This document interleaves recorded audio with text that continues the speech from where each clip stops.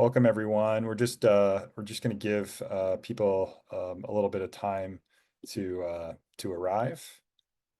Give people a courtesy few minutes before we get started. So just hang tight, and we'll get started a couple minutes after the hour.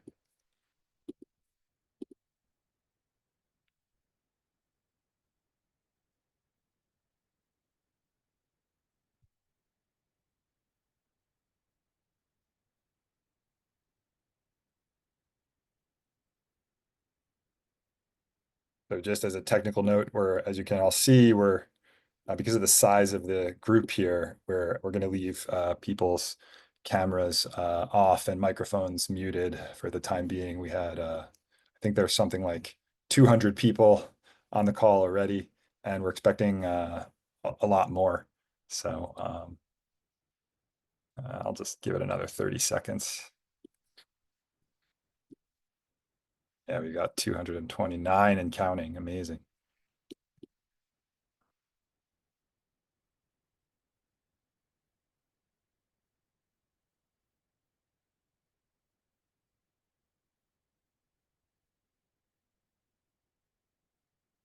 Nope, still trickling in. 231, 233. Okay.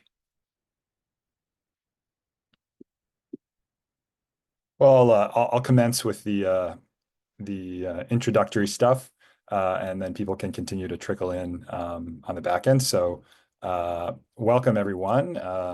My name is Jason Petticone. I'm the president and co-founder of the Paideia Institute, and I am very happy and excited to welcome everyone here today to this online lecture with Madeline Miller. Since this lecture has drawn an audience that is slightly larger than usual for us, I'm going to take a moment to just say a word about the Paideia Institute and who we are. So we are a nonprofit organization devoted to promoting the study and appreciation of the classical humanities, with a particular focus on the Latin and ancient Greek languages. So if Madeline's wonderful work has inspired in you an interest in the classics, and you want to take that deeper, I encourage you to check out some of our programs. We offer travel programs to Italy and Greece, online classes, and most recently, we have been coming out with new learning apps for Latin and ancient Greek. And you can find links to all of those in the chat if you want. I'll also take this moment to introduce another Paideia Institute employee, Megan Buick, who is helping out and moderating today. She is our online programs manager and the one responsible for setting this talk up. I'll also note that we are a nonprofit organization, and the reason we can put on free online lectures like this is in part because of the generosity of donors. So if you would like to support our work, you can do so by making a donation at www.paideiainstitute.org/donate. Another reason we're able to do events like this is because of generous co-sponsors. And today, I would like to recognize one important co-sponsor whose mission is close to our hearts. That is St. John's College, where every student studies ancient Greek and reads Homer, Aristotle, Plato, Sappho, Sophocles, Euclid, and Ptolemy, just to name a few. I can't say that I've ever read Ptolemy, but that sounds great. So at St. John's, students share a common curriculum centered on reading and discussion of more than 200 of the greatest books from the last 3,000 years. Every class is a discussion of ideas across philosophy, literature, mathematics, politics, history, physics, and more, culminating in a single interdisciplinary major in the liberal arts. Founded in 1696 and today the third oldest college in America, St. John's offers the Bachelor of Arts in Liberal Arts on campuses in Annapolis, Maryland, and Santa Fe, New Mexico, and the Master of Arts in Liberal Arts on campus or online. Every year, on the application for admission to St. John's University, students name the Song of Achilles and Circe as two of their favorite books. So St. John's is very proud to be sponsoring this lecture by Madeline Miller. So that's a wonderful message from our sponsor today. And if you're a student looking for an interesting place to go to college, or a parent thinking about that, please keep St. John's in mind. They've got a wonderful program. Okay, with that, and without further ado, I will go ahead and introduce Madeline, our speaker for today. So Madeline Miller grew up in New York City and Philadelphia. She attended Brown University, where she earned her BA and MA in classics. She has taught and tutored Latin, Greek, and Shakespeare to high school students for over 15 years. She's also studied at the University of Chicago's Committee on Social Thought and in the dramaturgy department at Yale School of Drama, where she focused on the adaptation of classical texts to modern forms. The Song of Achilles, her first novel, was awarded the 2012 Orange Prize for Fiction and was a New York Times bestseller. Miller was also shortlisted for the 2012 Stonewall Writer of the Year. Her second novel, Circe, was an instant #1 New York Times bestseller and won the Indies' Choice Best Adult Fiction of the Year award at the Indies' Choice Best Audiobook of the Year award as well, as being shortlisted for the 2019 Women's Prize for Fiction. Circe also won the Red Tentacle Award, an American Library Association Alex Award, and the 2018 Elle Big Book Award. Miller's novels have been translated into over 25 languages, including Dutch, Mandarin, Japanese, Turkish, Arabic, and Greek, and her essays have appeared in a number of publications, including The Guardian, The Wall Street Journal, the Washington Post, Telegraph, Lapham's Quarterly, and on NPR. She currently lives outside Philadelphia, Pennsylvania, and we are just delighted to have her here today. We're going to get to work translating some of these books into Latin and ancient Greek, which I noticed were two languages not listed. So thank you so much, Madeline, for being here. And on that note, I will turn it over to you for the lecture. Thank you so much. I'm so thrilled to be here. Thanks to all of you for attending. Thank you so much to Jason and Paideia. Thank you so much to St. John's. I'm thrilled to get to be here and talk a little bit about my journey and sort of how I came to write these novels and my ongoing conversation with the classics. And I want to start by saying that my journey is really rooted in the humanities. It comes out of all different parts of the humanities, reading from the ancient world, reading from the modern world, from the world of theater, philosophy. All of that kind of went in to make up what I am today. And I was very fortunate because I had a parent, my mom, who was a librarian. And so I spent so much time in libraries as a child with her reading to me and just literally going through bookshelves and taking things out in alphabetical order. So I wanted to kick things off with one of my very favorite James Baldwin quotes. He is one of my great heroes. It's a pretty well-known quote, so you may have heard it already. But James Baldwin says, "You think your pain and your heartbreak are unprecedented in the history of the world, but then you read. It was books that taught me that the things that tormented me most were the very things that connected me with all the people who were alive, who had ever been alive." And for me, I think that was really my way into classics, was this feeling of deep connection across the centuries. When I was around 5 and 6, that librarian mom that I mentioned started reading me little pieces of the Iliad and the Odyssey as bedtime stories. She later on thought that was really, really inappropriate, and she regretted that she had done that. But I said, no, please don't regret it, because that was really the beginning of me learning how to interact with these texts. And I absolutely fell in love with them.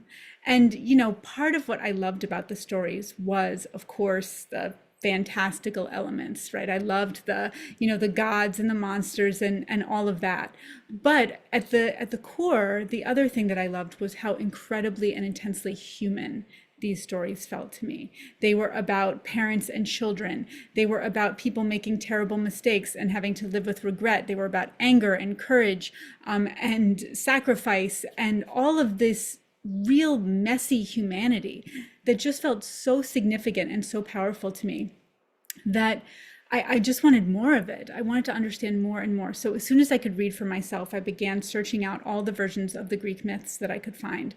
I was very fortunate that I lived in Manhattan at the time, and I could also go, for example, to the Metropolitan Museum and look at the amazing antiquities there and just spend hours walking through them and staring at them.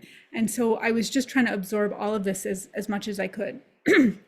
And I was very lucky to have a wonderful high school Latin teacher.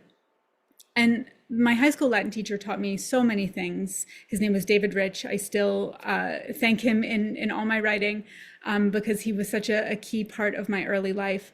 And he saw that I was absolutely obsessed with these stories. And he said, you know, I can have you reading the Iliad in about a year if you're willing to work hard. And I said, yes, please, sign me up. So I started doing Greek with him. And in about a year, we were able to start reading the Iliad, and it was electrifying. I thought I had loved these stories before, but reading them in the original poetry was just so thrilling. There was a life and an excitement to them, and the poetry was so vivid and powerful that I completely fell in love. So I knew heading off to college that this was something that I wanted to continue to study. And I was very fortunate to have some wonderful mentors in college. Michael Putnam, whose works I always recommend. He was one of my mentors. Joseph Pucci. There were so many wonderful people that I studied with there that I just shaped me as a scholar and as a thinker. And I feel like that was where in college I really learned how to close read ancient poetry and figure out that I wanted to focus in on epic poetry and poetry in general from the ancient world, that the language was really where my heart was. So at the same time that all of that was going on, that I was falling in love with classics and going deeper and deeper into these stories and deeper into the literature that we had, at the same time over here, in a completely, in my mind, unconnected lane, I wanted to be a writer. And I had wanted to be a writer since I was a child. I had always been writing stories. In fact, my second grade teacher infamously told my mom, well, she's pretty weird, but as long as she can write, she'll be fine. Which I think has proved to be true in many ways. And I was always sort of writing and telling stories, but the stories were not connected to classics at all.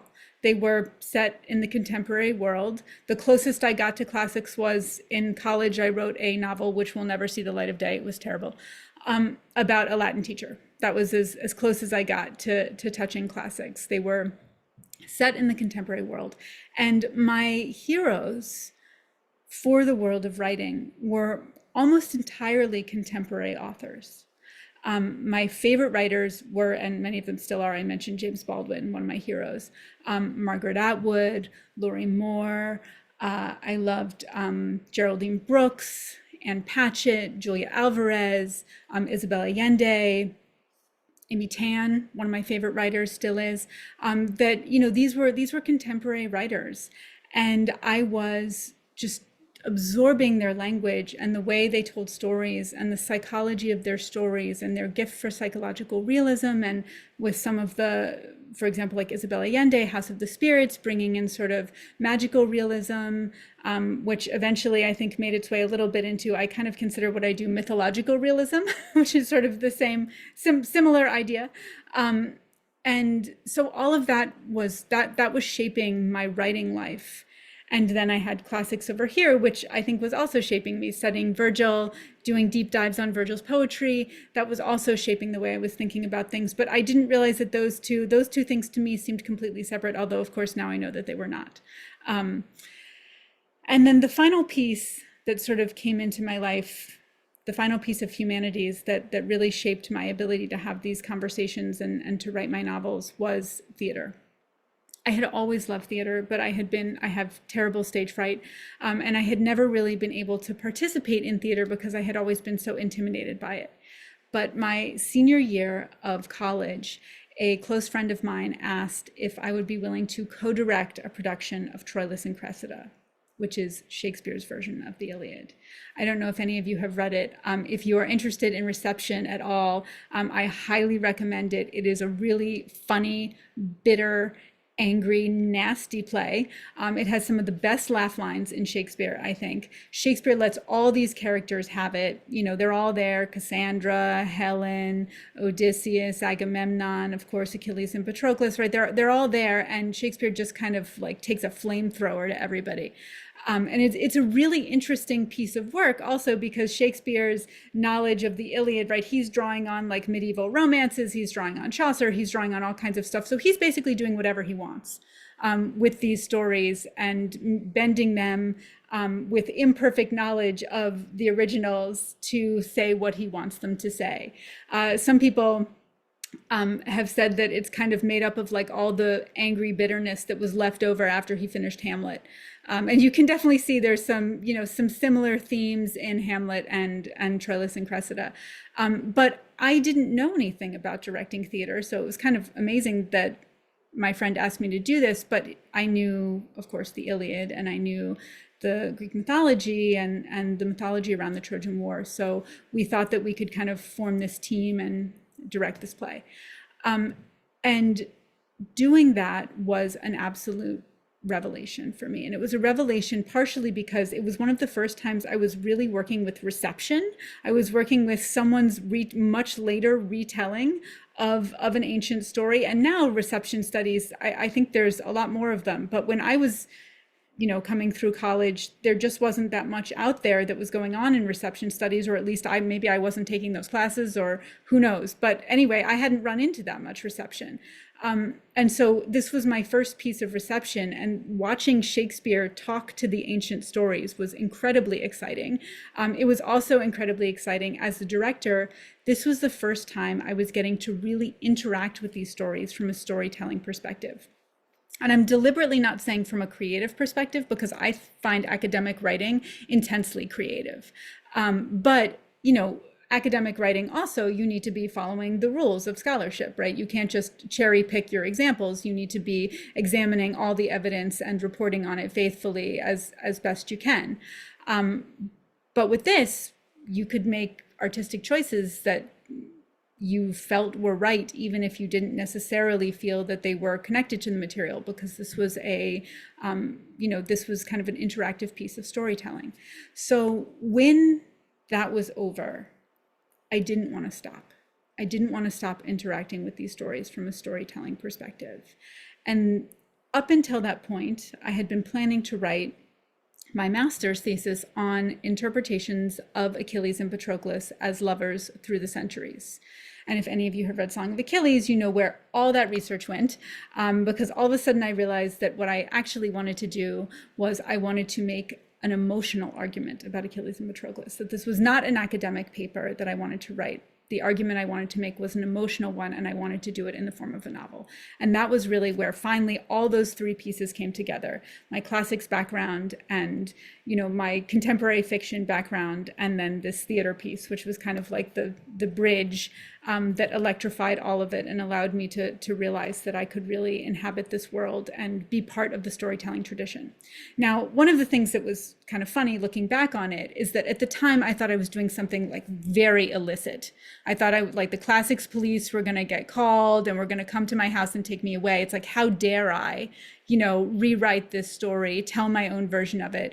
I was really nervous, and I didn't really talk about any of this to any of my classics peers. Looking back, this is absurd, because of course classicists know that these stories have been told and retold so many times that there is an unbroken tradition of these stories being told and retold, and that's partially why they've lived for so long, is that people keep finding new things in them, putting new perspectives on them, right? There's no such thing as a definitive myth. We can talk about Homer's version, and we can talk about Sophocles' version, and we can talk about Ovid's version, and Margaret Atwood's version, and Derek Walcott's version, and right, we can talk about all these different versions, but there is no such thing as a definitive myth. And really there shouldn't be, because mythology is this living, breathing, evolving, and adapting thing. So I shouldn't have been worried about it, but I was.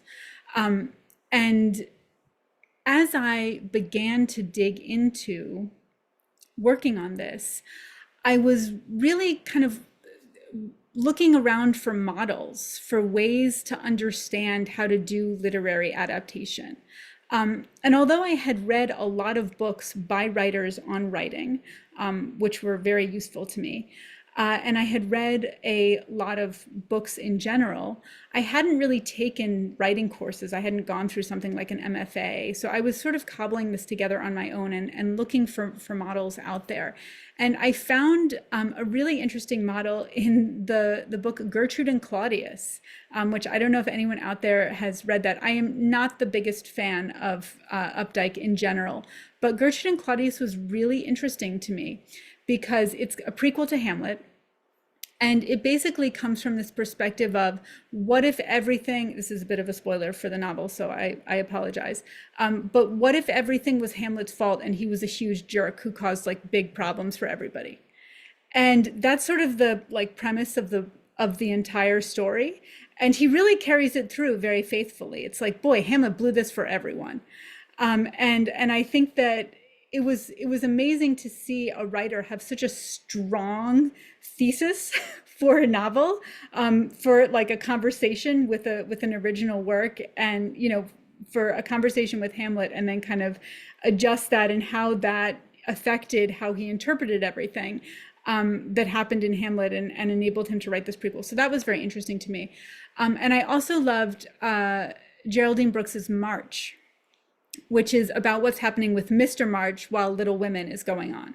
And I loved reading these contemporary pieces of literary adaptation, which didn't have to do with the classics at all. But I was interested in things like Wide Sargasso Sea, right? That looking at writers responding to other writers' stories. So those were kind of, in some ways, my models. They weren't really about classical reception at all, but they were about writers responding to writers. So those were kind of going around in my head as I began working on Song of Achilles. And as I began working on it, in the early days, I often felt a conflict between the two parts of my brain, what I would consider my classical scholar brain and my novelist brain. Oftentimes it felt like they were fighting with each other, and I kind of couldn't get them to work together. And it was during the 10 years of working on Song of Achilles that I felt like I finally got them to kind of figure out how to work together through trial and error. One of my hardest scenes to write on Song of Achilles was where I finally caught up to the Iliad. And the first scene of the Iliad, the big fight between Achilles and Agamemnon, was a scene that I had studied in the Greek so many times. I had done translations of it. I had studied it and written papers on it. I mean, it was something I knew almost by heart.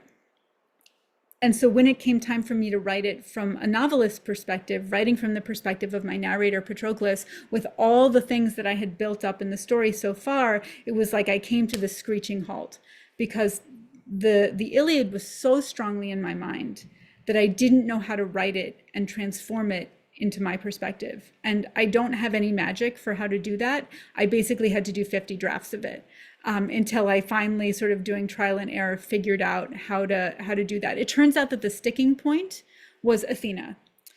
Famously, in that first scene in the Iliad, Achilles wants to kill Agamemnon, and Athena grabs him by the back of the hair and prevents him. And that was just not working in my novel at all. And I was like, but I can't just take Athena out. I mean, like, people literally have died for that in ancient mythology. I don't want the lightning bolt to come down. How dare I, take Athena out? But I finally realized that it really wasn't working, and I came up with a justification to myself that, perhaps this was Achilles' internal wisdom that suggests to him that murdering Agamemnon here at this moment would perhaps not be the wisest thing to do. And so in my novel, he doesn't do it. But that brings me to something else that I want to say about sort of literary adaptation, and looking back and doing classical reception, which is that although I had very strong rules that I set out for myself in terms of how I wanted to interact with the classical material, when you are doing adaptation, there are no rules. You can change literally anything. You can, like Zachary Mason did in one of his stories, make Penelope a werewolf if you want. There are no rules. The classics police are not going to come, it turns out. You can do whatever you want with these stories, as long as they are true to your artistic vision of what you want to do. And because I have this background in classics, and because I always like to be in conversation with the original material, oftentimes very specifically in conversation, like in conversation with individual words from the Greek, I love to write really close to it. I love to be sort of reaching into individual moments in the original texts and pushing back and being in conversation with them, and having these kind of moments where I'm speaking to, or I feel like I'm in dialogue with the original text. But that is just my thing. That's what I like to do. But you don't have to do that to produce an interesting piece of reception or a brilliant piece of reception. In fact, you can write very close to the material and not have a successful piece of reception, and you can write really far away and be very successful.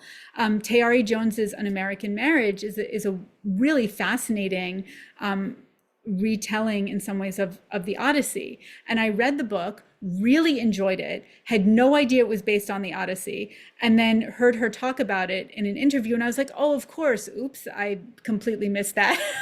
Now I feel very foolish. But reading it again, so you don't even have to know it's based on the Odyssey for it to be a great book. But if you do know that, then I went and reread it and I was like, oh yes, of course, I see all that Odyssey underpinning here. And that's really interesting too. And so, a work that stands on its own, you don't even need to know that it reflects back on the Odyssey, but is really interesting if you then do know that, to kind of add that piece in. So I just always like to say that in case there are any writers out there, any people who are thinking of adapting classical texts, is the rules are the ones that you make up for yourself as an artist and for what makes sense for the art. I'm going to give an example. I talked about how hard it was for me in that first scene of the Iliad to kind of be arguing my classical self saying, no, you have to put Athena in, and my novelist self saying, yeah, but she really doesn't fit. I'm going to give an example of sort of something from the Odyssey that ended up basically inspiring all of Circe. And it was just one word in the Odyssey, which is that in the Odyssey, Circe is described as the dread goddess who speaks like a human. And that word, speaking like a human, it's just one word, and it's Odysseus. And it's a debated word. Some people think it means maybe speaking in human languages. Other people say it means speaking with a human voice. It's a little bit of a ambiguous word. But as a novelist, I chose to go with the perspective of speaking with a human voice. And I just kept sort of turning that idea over in my mind. What does it mean if Circe is a goddess who speaks like a human? And so then I began sort of connecting my novelist brain and my classics brain. And I was thinking, well, it means that, what does it mean to speak like a god?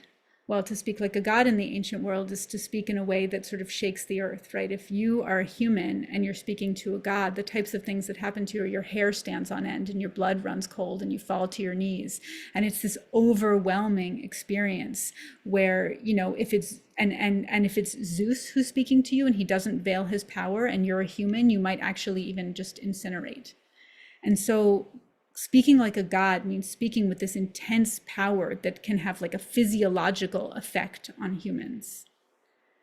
And so I thought, well, but Circe speaks like one of us, but she grows up with people like that. She grows up in the halls of the sun god, surrounded by these epic, huge powers who speak in ways that can shake the earth, that can alter someone's physical body. But she speaks like one of us. So then I began to think, well, what would that mean for her psychologically? And here's my contemporary fiction side coming in, right? What does that mean psychologically? Well, she would be an outcast, right? She would be sort of caught between these two worlds. She's from the world of the gods, but there's this piece of her that somehow belongs to or yearns for the world of humans. So she's straddling both worlds.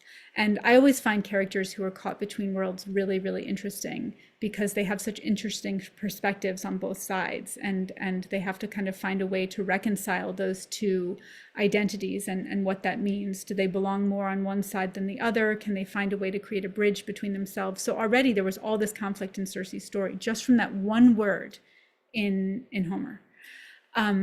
And then I began to think, well, I feel like Circe's story is actually movement away from possibly the world of the gods, reaching into the world of humans. And now that begins to connect up with the rest of the Odyssey and sort of some of my feelings about the rest of the Odyssey, because even though she's a very frightening figure in the Odyssey, who, yes, she can definitely turn you into a pig, once she and Odysseus come to their understanding, she ends up being one of the most helpful characters that he encounters in the Odyssey.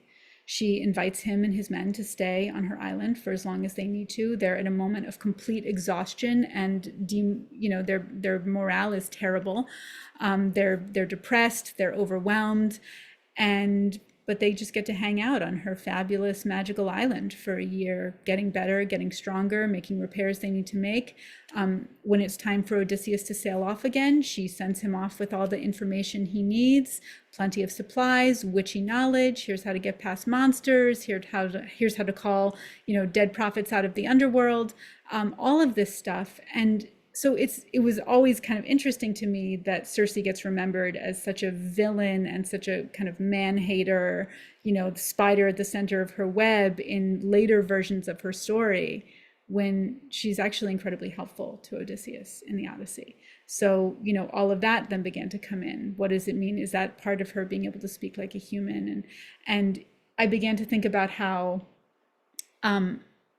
part of being a god in the ancient world and in a lot of these stories is being sort of incredibly selfish and cruel, right? That if we were really going to get psychological about it, oftentimes the gods act like sociopathic narcissists, right? They care only about themselves. If you get on their bad side, they'll punish you and your children and your children's children and on down until something of a greater god or, one of the fates makes them stop. And so Circe's ability to speak like a human suddenly began to connect to the idea of humanity and empathy and the ability to feel empathy, which the gods in their selfishness and in their, lack of consequences that happen to them really can't feel anymore. And so then that began to suggest an arc for the story as well. So anyway, that's just an example of how I took one detail from the ancient world and it sprouted into this, applying sort of modern psychological novelistic ideas to it. It began to create this world for Circe. In the Odyssey, we hear that Helios carries Circe to her island of Paideia, but we don't hear whether or not is he carrying her in glory, is he carrying her, in exile. But I didn't know, but as I began to sort of think then about this backstory for Circe and her being an outcast and all of that, then I began to think about, well, okay, this leads me in an interesting direction. I think maybe it's exile. And of course, I was also thinking about ancient witchcraft, and I did a deep dive into ancient witchcraft and thinking about that with Circe. So whenever I am looking at these characters, I am always thinking about sort of how we can bring these two parts of myself, how I can bring these two parts of myself together, how I can tie sort of my love of our understanding of modern psychology and even Shakespeare, right? The classic Shakespeare soliloquy, where we hear all the motivations of a character and sort of bring some of those techniques to storytelling about the ancient world. And it's not that I think psychology is absent in the ancient stories, not at all. I think it's very much there, but I think it's more implied than it is directly stated. And so it's just, that's always very exciting to me to build that bridge. The final thing that I want to say before going to questions, because I always want to make sure I'm talking about what people actually want to hear about, is I want to talk about something else that my wonderful Latin teacher said to me, which is that he used to say that classics always keeps you humble. And I really identify with that. In fact, I think anything worth studying always keeps you humble.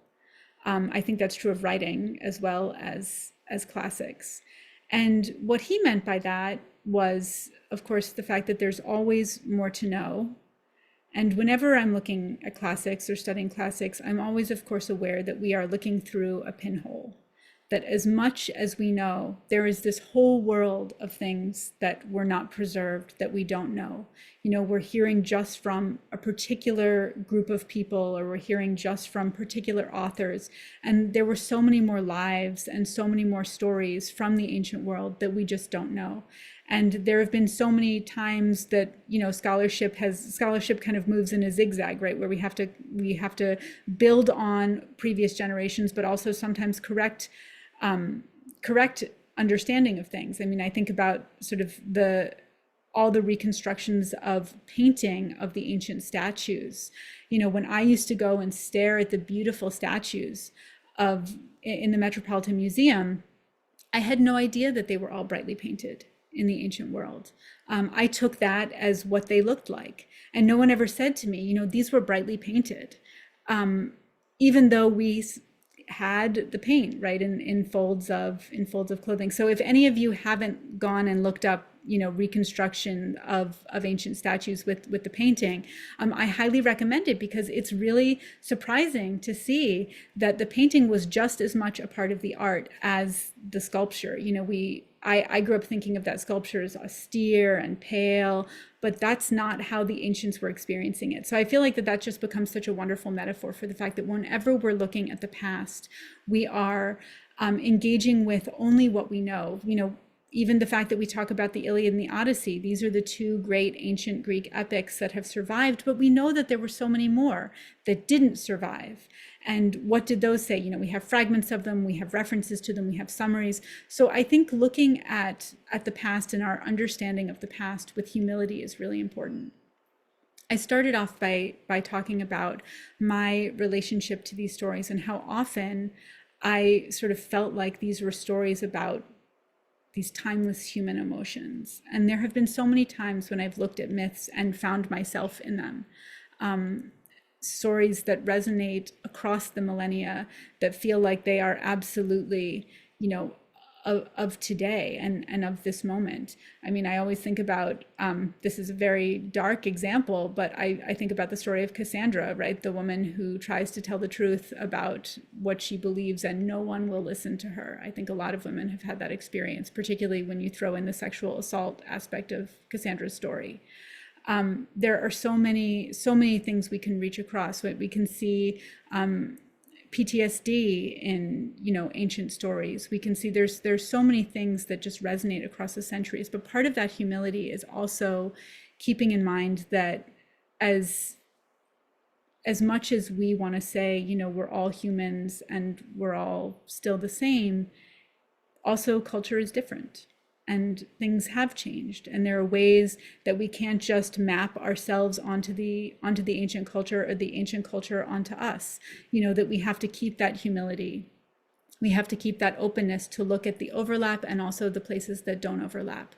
So that is my overall feeling whenever I go into classics, is just keeping that curiosity, that sort of feeling of, you know, all I know is that I know nothing, and that I always need to be reaching for, you know, what else is there to learn, and what is something new, and how can I see this in a new way, and how can I open myself up to, you know, I thought I understood this text and now I'm going to read it again, and I'm going to allow it to, you know, I'm going to throw up the pieces in the air and allow them to come down in a new path and look at them in a new way.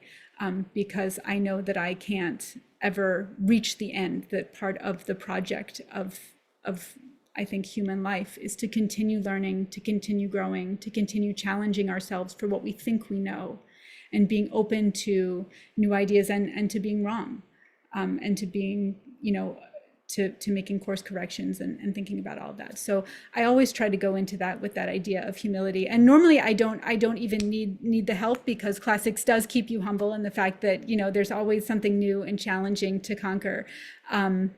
Something that will think, oh gosh, I thought I knew how to read ancient poetry, but wow, this one is really, this ode is really hard. Or, you know, I thought I knew how to interpret this, but I'm really struggling with it. And I think that struggle is part of the joy of humanities, because it is the best possible training for your brain, is to, you know, fall flat on your face sometimes and think, wow, I thought I knew that and I don't. Because part of the training of humanities is then you get back up and you look at it again, and you reach out to more sources to try to help you understand it, and you let that confusion rewire your thinking in a new and more complex way. So that is sort of how I wanted to end, is on this idea of humility towards the ancient world, even as we reach towards it and draw so much from it. Also this idea that there's so much we don't know, there's so much we still have to learn. And you know, we always want to be kind of questioning how our thinking is, and not rest in certainty, but allow that uncertainty to help us grow. I'm going to pause there for questions. There's a lot more I could say about sort of my relationship to the individual novels and individual things I pulled from the material. All of this, anything, I'm happy to talk about anything. So, yeah.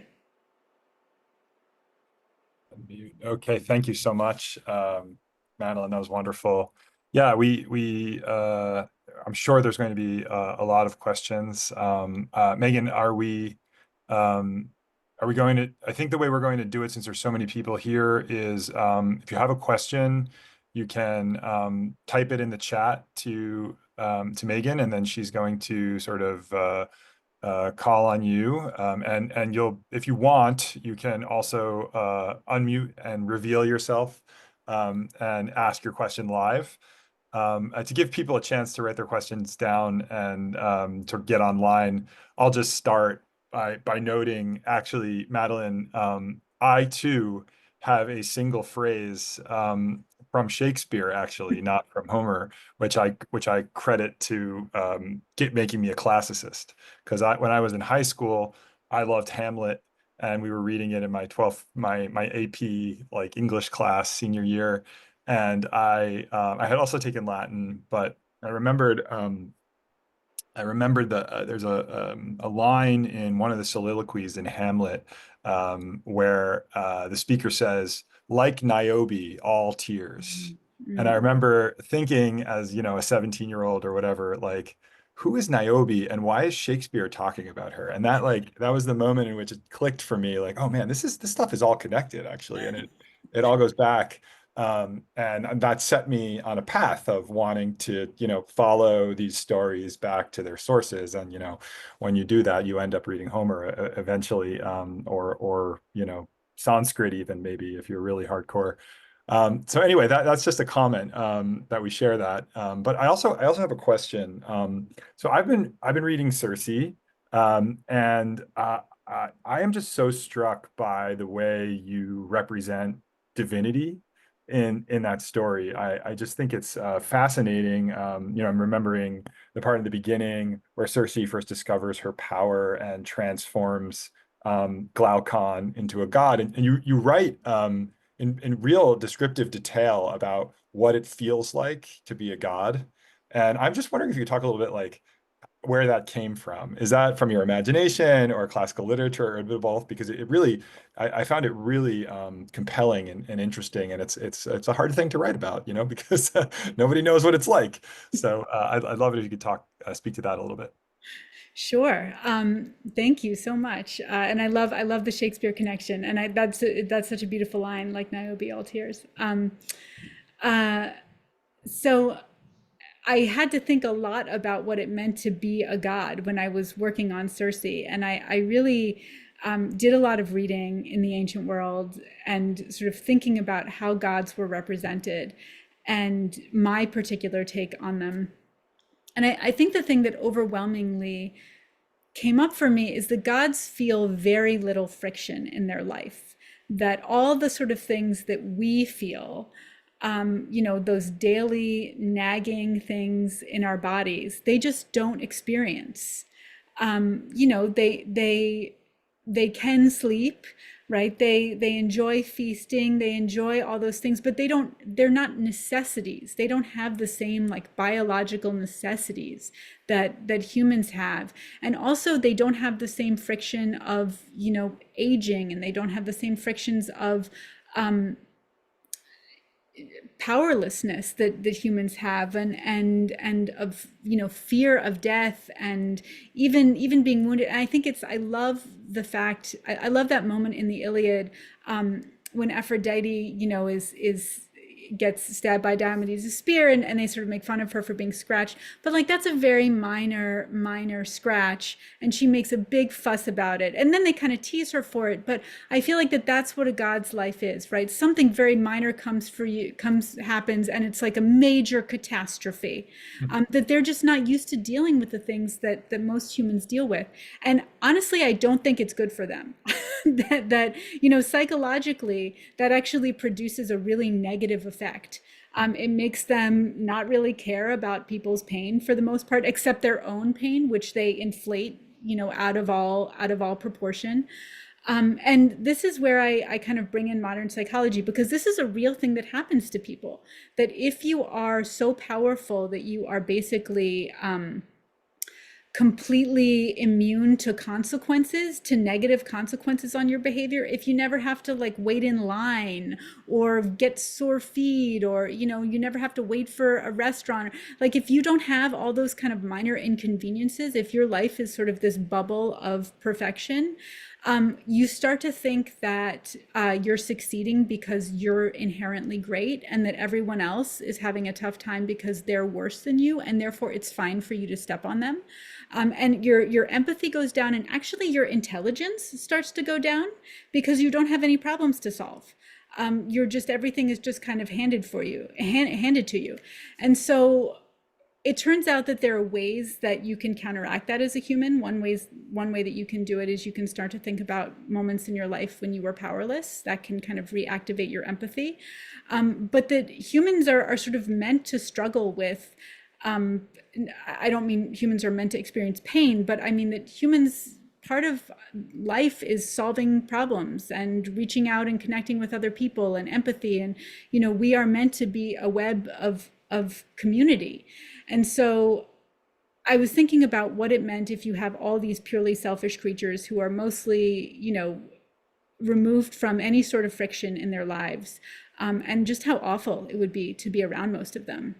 And there are exceptions, of course, Prometheus, but I think it's because Prometheus is so connected uh, to humanity. He's really invested in humanity, and of course, he ends up taking a lot of suffering on himself.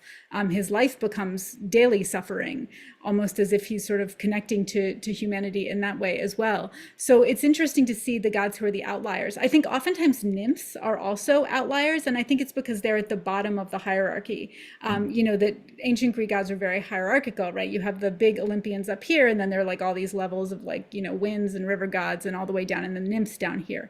And oftentimes the nymphs are the most sympathetic and helpful to humans, and I think it's because they're so close to them. That in the stories, nymphs are not really protected. They're pawns, they're prey. They are, subject to a lot of the same uncertainties and fears that humans are. And so for me, it makes sense that they would have more empathy because they themselves have experienced pain, and experienced worries. And, we're right there, us and nymphs, next to each other. So those were all things I was thinking about. It's sort of removing that friction. And I think Circe, I also loved bringing witchcraft into this, because with divinity, right, the power you have is the power you're born with. And you can just do it, and it doesn't take any work. It's just Shazam. But witchcraft is an art, it's a career, it's a vocation, right? It's something you do through study and trial and error and knowledge. You can get better at it. You can be a better witch if you work harder, and you can be a kind of mediocre witch like Pasiphae is. She's a scary witch, but she's a mediocre witch when it comes right down to it. And so because she doesn't put in the time and the effort and the energy and the study to hone her craft, whereas Circe makes the most of her craft because she works so hard at it. And so I loved how witchcraft interacted with that as well, that it was really this power that's completely separate from divinity, because it's something that you do. And most gods don't know how to study, because study is hard work, and they don't do that, right? That's friction. And so something about Circe's ability to speak like a human and her ability to tolerate friction also kind of went together. Yeah, fascinating. Yeah, there's also, of course, that crazy scene where Circe gets like cooked by Helios, and there's tremendous suffering there on her part. So yeah, Yes. that's great, very interesting. Thank you. Okay, I want to make sure other people get a chance to talk here. So, Megan, do you have a long line of question answers? Who's up first? Yes, I do. The first question is from Price. Price, you should be able to turn on your video and unmute yourself. Thank you. Hi, thank you. My question is, when working with such, it's great to meet you, by the way. Nice to meet you. Thank you. When working with such expansive, iconic source material, how do you move through the overwhelm of starting? Like, what helps you take that first step into the story? You talked about, your background in research and academic, and I know you talked about both sides of your brain on the sort of academic side, and then there's the creative or writer side. But that first step, like, I'm curious about that. It's such a great question, and I think for me, it's really just this kind of wandering in the woods step that I let myself start writing, and it for me it always starts with voice, the voice of the character who's speaking, and sort of finding the first line of the novel is kind of like hearing, it's almost like tuning an instrument. I'm trying to hear what their voice sounds like.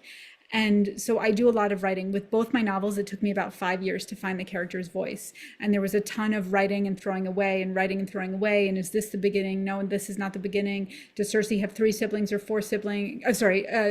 Two siblings or 3 siblings? That was a huge thing that I was toying with. How does she sound? How does she talk? How is her voice different from Patroclus's voice? And all of those are sort of intellectualizations of it, but really what I'm doing is just writing pages and throwing them away, and writing pages and throwing them away, and sort of being like, no, not that, no, not that, no, not that. And eventually, after about 5 years, I was like, oh, that's it. That's what I want. And it's totally this is the part that feels like the muses, right? That it's like there's some sort of artistic inspiration that's happening, and I don't really know what I'm listening for until I hear it. And it isn't that I can't make mistakes once I find that. Of course, I can sometimes take wrong turns, and I go back and do tons of revising always. But once I have that in my mind, I sort of have it's like the path is now lit. And I can find my way through it. So for Circe, the key things were the first line of the novel, when I was born, the name for what I was did not exist, and also the line, the truth is men make terrible pigs. And those were the 2 sentences that I needed in order to understand Circe's whole story, for some reason. And once I understood those 2 sentences, I felt like I understood the character. Because I heard her voice. And this, again, I think is my theater background, that I consider myself like a method writer. I have to kind of go into the character's head and like live inside the character. So that it takes me 5 years to, I guess, build the character around myself so that I can see through their eyes and feel like I'm speaking with an authentic version of their voice. Wow. I have a foundation in theater too, so that wonderful. It helps with everything. Yeah. Okay. Thank you. I really appreciate that. Thank you so much. The next question is from Gianna.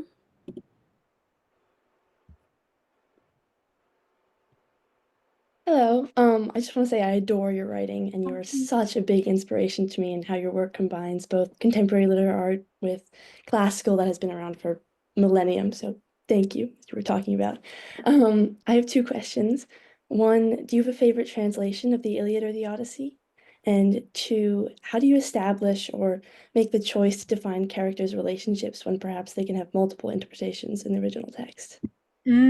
Those are both great questions. I love Emily Wilson. I think she is absolutely brilliant. I love both her translations, and part of what I love about her is that she combines the ability to handle the poetry and the art. I think, just to be clear, I think translating is way harder than novel writing, because you are having to make a choice with literally every word in terms of how you're interacting with the original, and then how all those individual choices work together to support the artistic vision.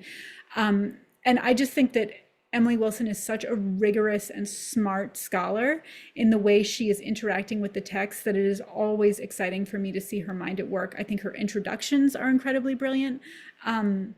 So even when I might have made a different choice, if I was translating it, I always like to think about, every choice is so seriously and thoughtfully and deeply considered, that it's a pleasure, even when I disagree, to interact with the choices that she's made. So I just really respect her as a scholar, and also as an artist, who's built these 2 incredible pieces.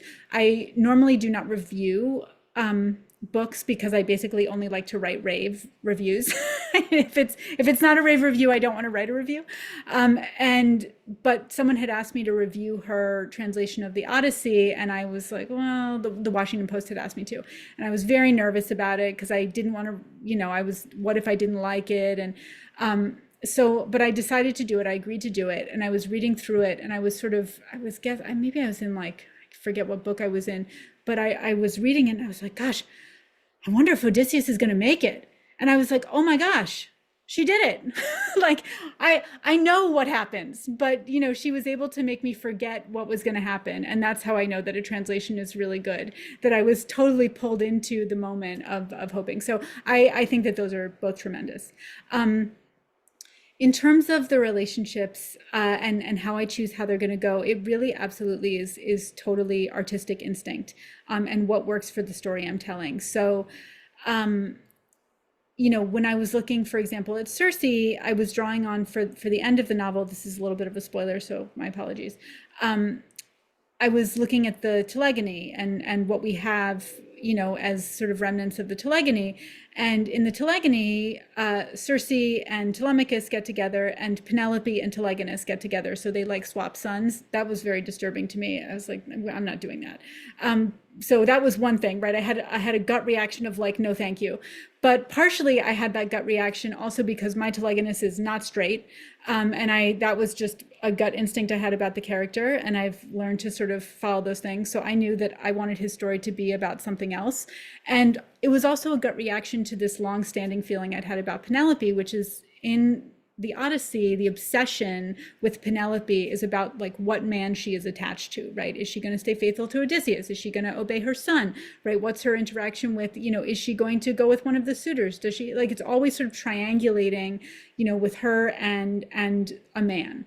And I knew I wanted Penelope's story to end with nothing about what man she was attached to and something entirely about herself. And I didn't know what that was going to be. I left that entirely open, but I knew as I was getting to the end of Circe, I knew two things. One is that Penelope and Circe were going to have some really interesting conversations. I was really excited to put them in conversation with each other and have them talk to each other. Penelope was kind of like my carrot at the end, like pulling me through Circe. I knew she was waiting for me at the end.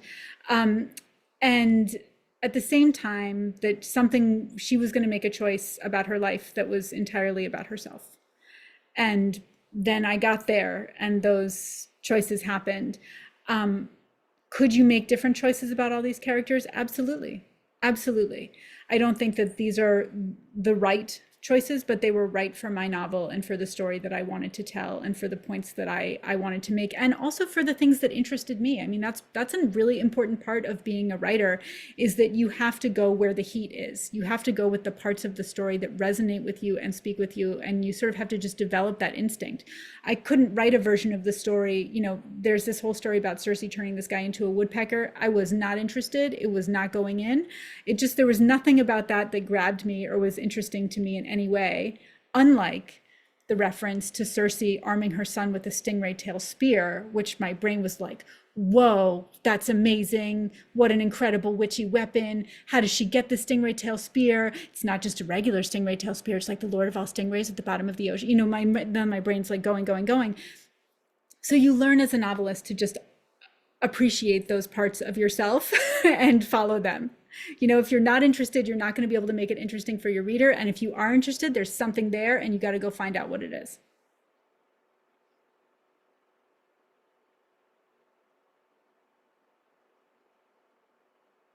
Thank you so much. Thank you the very next much. question is from Adelina. Adelina, let me unmute you.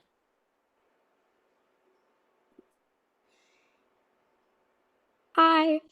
So first of all, I'd like to say how much I love your books and how deeply they resonate with me. But also I wanted to know more about like Pasiphae and Circe, and like because I feel like in most myths, there's not a lot that they talk about her. She's just kind of the mother of the Minotaur. So I want to know more about like her relationship with Circe, and also how you decided on the relationships between the divine siblings, because obviously they kind of range in mythology.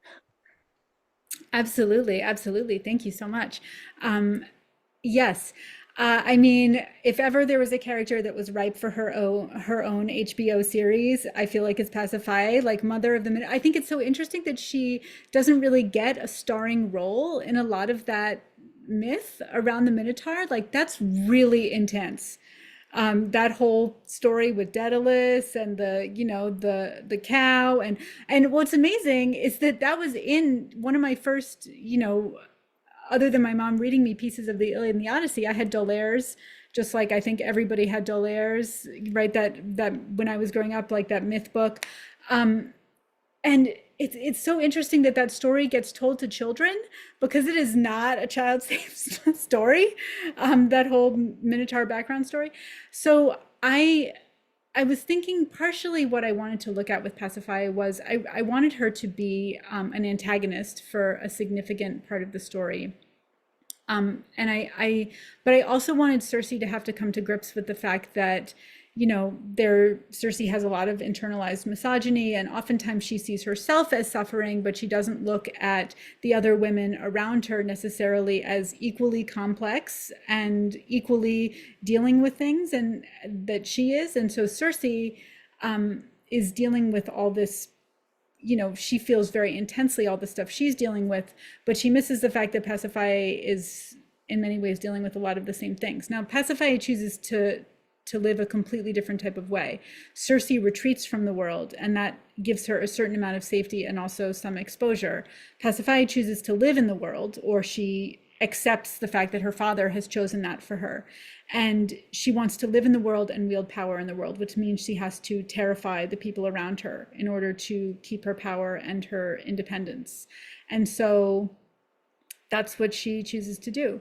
And I wanted her and Circe to never fully see eye to eye, but for Circe to have to grapple with the fact that, you know, they are both in many ways reacting to the same things around them, and that she's had a little bit of a blind spot when it comes to sort of making judgments about the choices of women around her. Similarly to when the nymphs come to her island, that's a missed opportunity, right? She makes assumptions about what they're like based on her own sort of anger at her family and, you know, her own kind of feelings of self-involvement.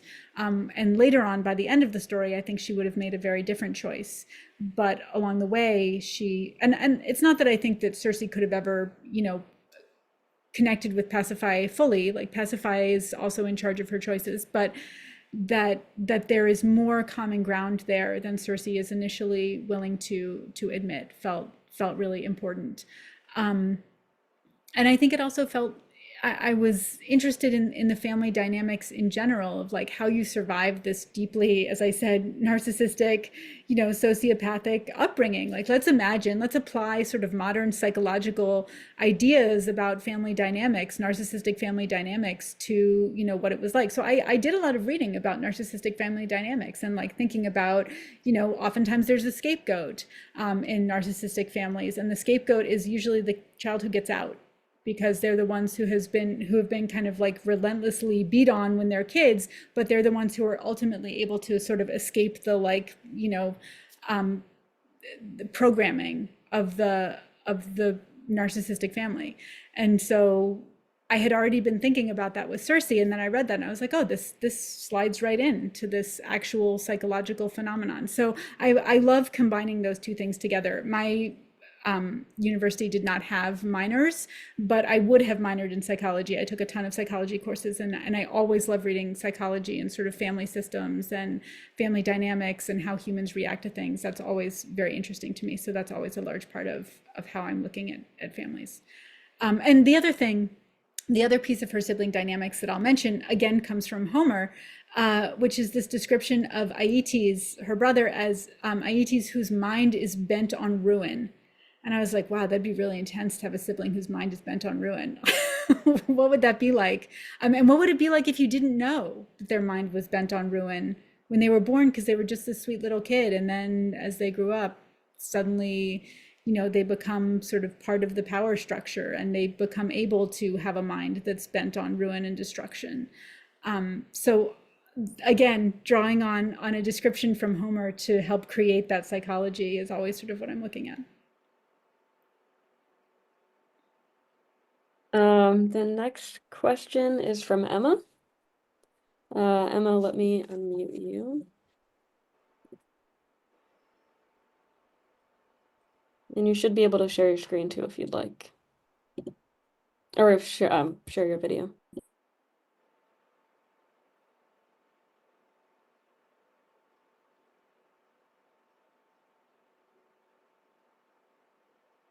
Emma, are you there?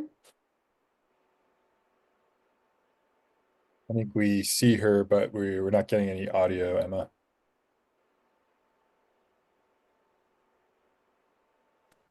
Is that better? Yes. Yes. Yes. Thank you. Well, I'm not really sure how I want to phrase this, but I know you've read Homer and a lot of these original texts in the Latin and Greek, and I was wondering if that affected your writing style at all, or how. Great question. I don't, maybe. I don't know. I mean, I'm sure it did. I'm sure it did. I love similes, and I owe some of my love of similes to the ancient world. I also think I think a lot about genre because of the ancient world and some of the specifics of how the ancient world looked at genre. So in particular, sort of the difference between lyric and epic poetry. This was one of the things that I thought a lot about with Song of Achilles, and I had written an entire draft of Song of Achilles that took me 5 years that I ended up throwing away entirely. No words of it remain in the published version of Song of Achilles, and that was because I had been writing it in an epic style. I had been using much more of sort of reaching into Homer and Virgil as my models. And I had this revelation that actually I needed to use the world of lyric poetry to shape Patroclus's voice. And part of what I was trying to do with Song of Achilles was take this epic story, this known epic story of Achilles' life, and tell it from a very intimate perspective, from the perspective of his lover. And so therefore, why was I using epic? I should be using lyric. I should be drawing on Catullus and Sappho, right? And so I began to think about, well, what are the hallmarks of lyric poetry? And I was like, well, partially it's about, right? It's not about big things. It's about daily life. It's about, your feelings and your love and dinner parties and small things, and also the scope is much smaller. The way just the language is constructed is much smaller. And so, it's much more jewel-like. And so I began to think in terms of lyric poetry, and that influence finally, because thinking that way, I began to find Patroclus's voice and realize, like, no, this is how he talks. He doesn't talk like he's in epic. He talks like he's from the world of lyric, and he gets kind of pulled into the world of epic because he loves Achilles, but that's not where my Patroclus lives. He lives in the world of lyric poetry. And so in that sense, there was a direct influence. But I'm sure that there are many, many ways that, Latin and Greek has gone into my language that I'm not aware of.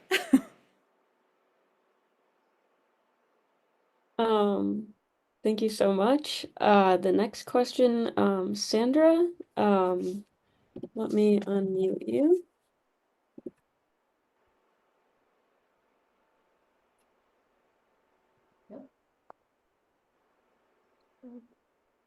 Hello, I'm the daughter of Sandra. Have you ever found yourself experiencing like this constant and paralyzing fear to write, and what gave you the courage to overcome it? What a great question. Thank you for asking. So no one has to see it. No one has to see it. It can just be you and the paper. And that is what I told myself the whole time I was writing Song of Achilles, is that no one has to see this. And if it's absolute garbage, it's just for me. And I can write all the garbage I want. I'm not harming anybody working on this. And, you don't have to,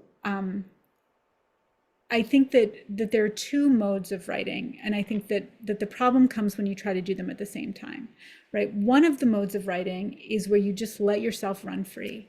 It's that like pure creative excitement, right? The muses are with me, and you just say whatever comes to mind, and you don't censor yourself.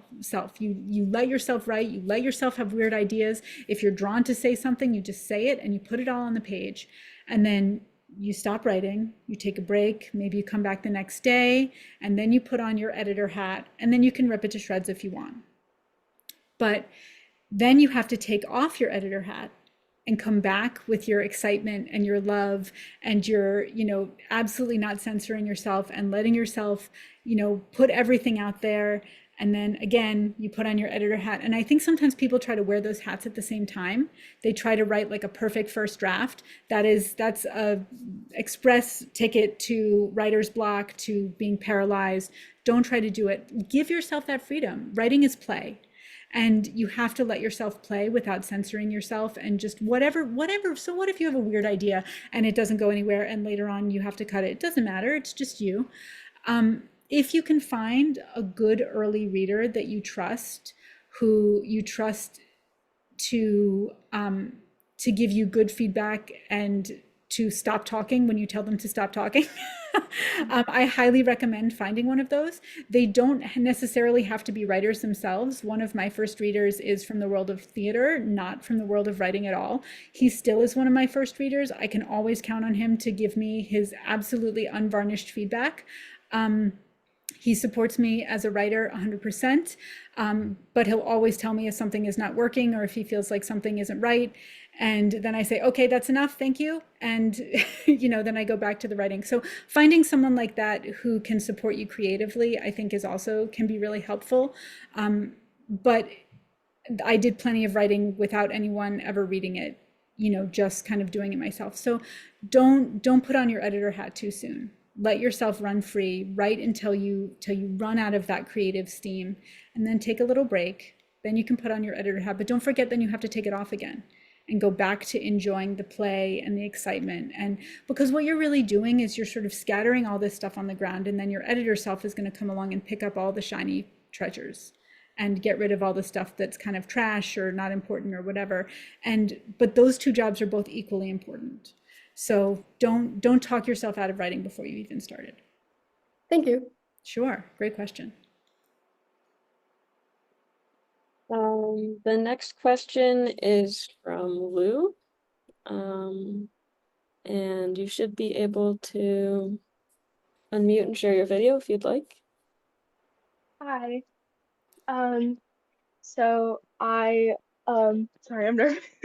I'm Lucia, and I was just wondering, I am personally a really big fan of like the modernism era and that sort of era of like plays and stories and things.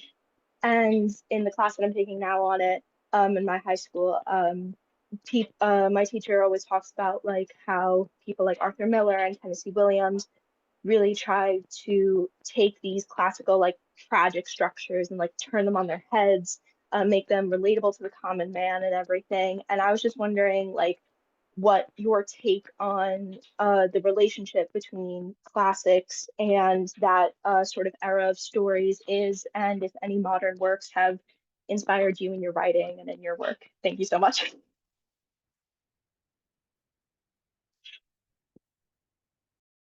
Madeline, you're muted. You're Yay! Hello, thank you. Sorry.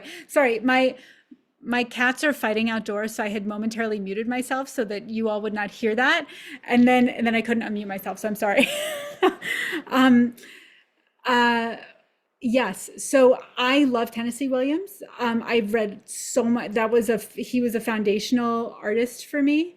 I read tons of him in high school, and I would just read his plays over and over. So I hadn't really thought about how he relates to that in particular, but I absolutely see that. I mean, I think these sort of like these tragic flaws show up again and again, and these kind of the pain in so many of his stories. So that's not my specialty as a scholar, that era, but absolutely I see what your teacher's talking about, and I think so many texts are in conversation with these ancient stories. I think we can see that in so many. I was talking about Shakespeare, obviously, I feel like is in conversation with that, and certainly Tennessee Williams. I don't know Arthur Miller as well, obviously The Crucible, but I don't know his other work as well. But yes, I mean, I completely see that, and I think it's wonderful to look at those resonances as well as looking at, obviously there's like a huge part of Tennessee Williams' work that is like about the closet also, so there's so much that is in these works. They're such rich texts.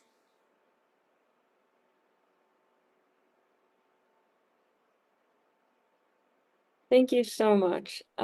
So A few people have been asking the same question, so I'll just ask it. And the question on a lot of people's minds is, what are you currently working on? Which was exciting. My short stories come to me very differently from my novels. This is inspired by a story in Ovid. And they tend to come to me like kind of all at once. So Galatea was my other short story that I've done that really just came to me kind of all in one, I don't know, big binge writing session. And then the novel I'm working on is Persephone. And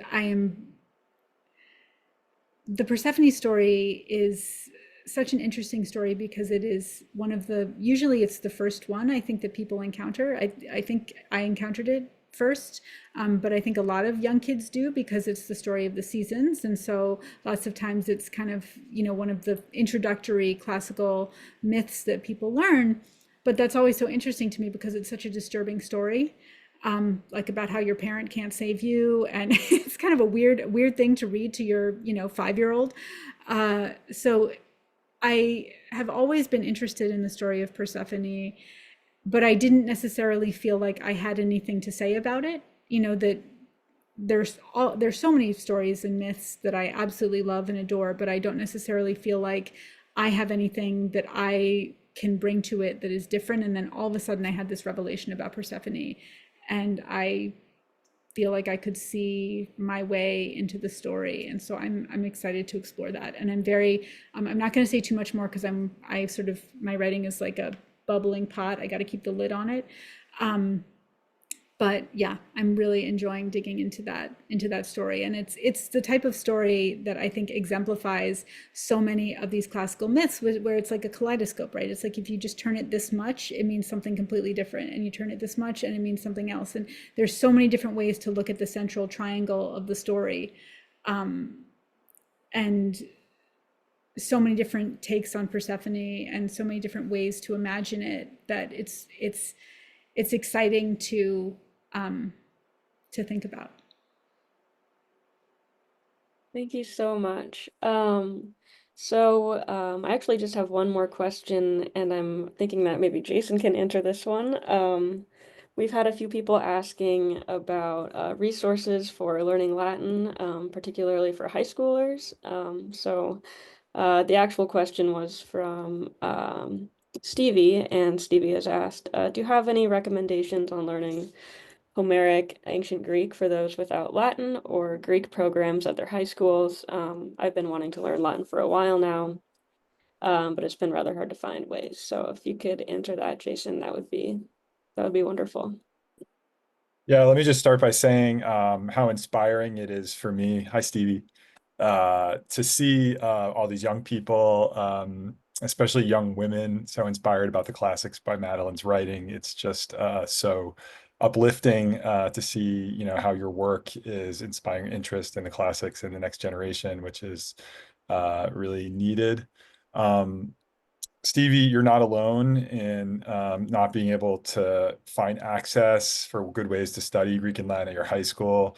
The basic estimate is that something like 90% of high schools don't have Latin programs, and for ancient Greek, it's probably like 99%. So this is something that we think about all the time at the Paideia Institute, and that's like actually the main focus of our learning apps. So if you go to that link in the chat, paideiainstitute.org/curricula, we're focused very intensely right now on building like self-paced online learning tools for ancient Greek and Latin, precisely for students like you. So I hope you take advantage of that, and please spread the word about those.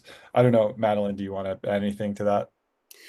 Absolutely. I mean, I thank you for making those tools available. It's never too late, I think, is what I would say. I have been tutoring. I'm an older student who started learning Latin for the first time when they were 60. So it's really never too late to pick up these things and to enjoy them. So I also do think that it is easier to start with Latin and then add Greek on, but you don't have to. you can do it. You can go the other direction as well. Absolutely. If you really want to jump right into, I always like the Fars Homeric Greek, where you can just kind of start with. Do I even have it right behind me? I thought I did.